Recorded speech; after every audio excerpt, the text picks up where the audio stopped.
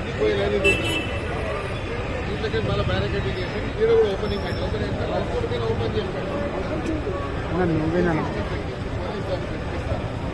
లాగేస్తే అది వచ్చేస్తుంది.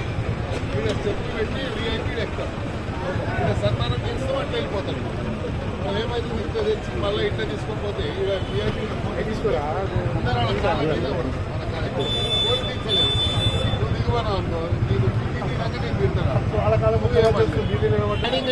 స్టాండింగ్ ఉండాలి. ఇక్కడ ఓపెన్ చేసేది ఉండదు. మోదీ సీటే కదా లాగేస్తాం. లాగేస్తే వచ్చేసాం మళ్ళీ కట్ చేస్తాం. మనం ఏది వచ్చినప్పుడే అది ఆ ప్రొవిజన్ సీఎం అట్లా గవర్నర్ అదే ఇంపార్టెంట్ కదా. నేను సీఎం గవర్నర్ ఇంపార్టెంట్. ఇంకేమైనా వస్తే అంటే వెళ్ళిపోతారు. మీరు ఇంపార్టెంట్ ఇల్లే. ఎందుకంటే అలా పేషెంట్స్ ఉండగా ఉరికే పనులు ఉంటారు కాబట్టి అలా ఈజీ ఉంటుంది.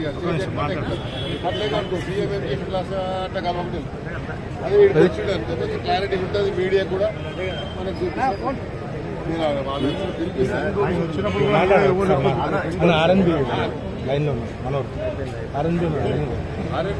ఏడున్నదా మరి ఎట్లా ఎవరైనా ఒకరు అవైలబుల్ ఉండాలి కదా. మాకు పొద్దున్నే 7 రోజులు ఒకసారి ఇక్కడ రమ్మని అర్జెంట్గా రమ్మని. అది ఆదివారం రోజు మన పీసీసీ ప్రెసిడెంట్ కూడా వస్తారు. మిగతా విఐపీలు ఎవరు వచ్చినా మనం ఈక్వల్గా రెస్పాన్సిబిలిటీతోనే స్వాగతం చేద్దాం. ఇది దేవాలయం కాబట్టి మన తరఫున ఎవరికి కూడా మాకు తక్కువ ఈల్ ట్రీట్ చేసిన ఫీలింగ్ రావాలి. వచ్చిన ప్రతి విఐపీకి అదే గౌరవం దొరికిందండి. ఈడ ఏమవుతుందంటే ఈడ కోట్లాట ఎక్కువ అవుతుంది. మన జరిగి ప్రెస్ అయిపోతుంది. అందుకని అట్లా అవుతుంది. వీడికైతే ఓపెనింగ్ పెట్టి వీడు ఎక్కుతారు అట్లా దిగుతారు వెళ్ళిపోతారు. అదే మాకు చెప్తారా ప్లాన్ చేస్తారు. మూగులు పెడతారు. మనము పైకి ఎక్కిస్తాం. దాన్ని మనం టేబుల్ పైకి ఎక్కడానికి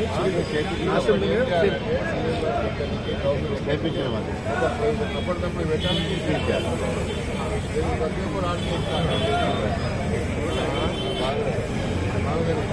బలగానే శాసనం మేము పెట్టాం. పేరు పెట్టాం.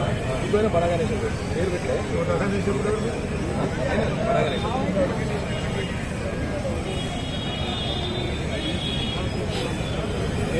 సాయం చేశానంటే ఆర్ఎన్బిఎల్ ఎవరు వచ్చినాడు మురళీనా పోయిండు.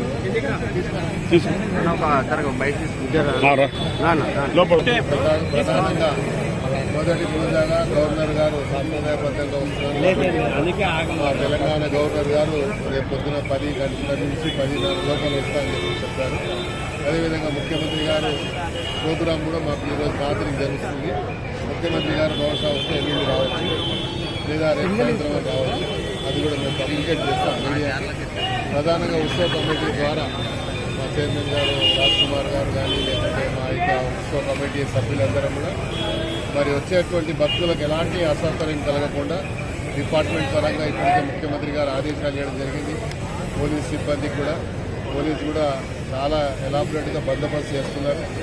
3 అంశాల మరి ఇది కూడా ఏర్పాటు చేస్తుంది. కాబట్టి రేపు గవర్నర్ గారు వచ్చినప్పుడు కానీ రేపు ఏ విఐపీ వచ్చినా కూడా విఐపీల కంటే మాకు ప్రధానమైనటువంటి ముఖ్యంగా మా పాత్ర ఏంటి అంటే వచ్చే భక్తులు వివిధ ప్రాంతాల నుంచి రాష్ట్ర వ్యాప్తంగా దేశవ్యాప్తంగా ఇతర దేశాల నుండి కూడా వచ్చినటువంటి సందర్భాలు ఉన్నాయి. కాబట్టి 30వ తేదీ నాడు మరి కౌన్సిలేట్ జనరల్ గారు వారు 30వ తేదీ 10 గంటలకు వస్తామని చెప్పి వారు నాకు మెసేజ్ ఇచ్చారు.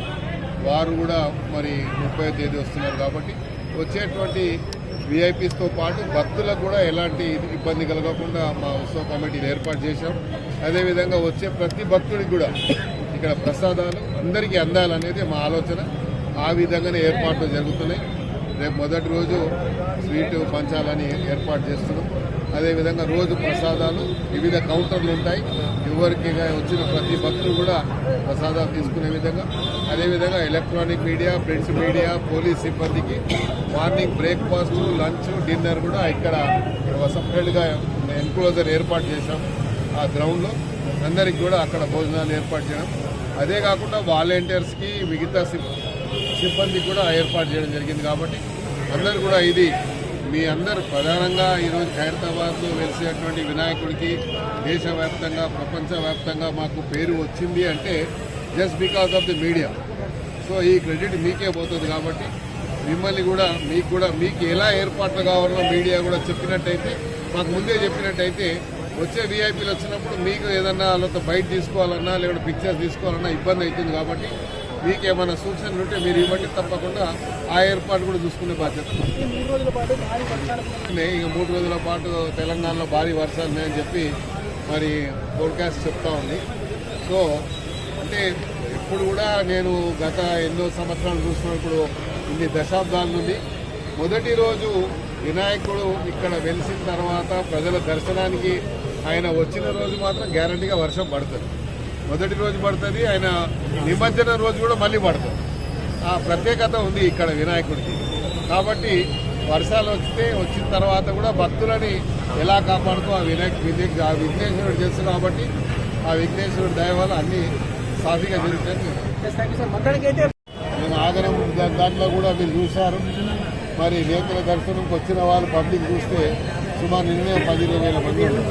అంటే ఇప్పటికీ ఇంకా పరదాలు వేసినా కూడా ఏదో రకంగా వినాయకుడి దర్శనం అయిపోతుంది అన్నటువంటి ఒక యాంగ్జైటీ ఇక్కడ ప్రజల్లో వచ్చేటువంటి భక్తులు ఉంది. కాబట్టి వచ్చిన ప్రతి భక్తుడు కూడా మంచి దర్శనం కలిగే విధంగా, వచ్చిన భక్తుడు దూర ప్రాంతాలు వచ్చే భక్తుడు ప్రసాదాలు తీసుకునే విధంగా, ఇక్కడ వచ్చిన వారు ప్రతి వారు కూడా భగవంతుని వారి కోరికలు తీర్చే విధంగా అన్ని ఏర్పాట్లు కూడా మేము చేస్తూ ఉన్నాం. వచ్చిన భక్తులు అందరూ కూడా తప్పకుండా అన్ని ఏర్పాట్లు ఎక్కడ కూడా వారికి ఇబ్బంది లేకుండా సాఫీగా అన్ని జరుగుతాయని ఆశిస్తున్నాం. మీ మీడియా సోదరులు కూడా మేము ధన్యవాదాలు తెలుపుతున్నాం.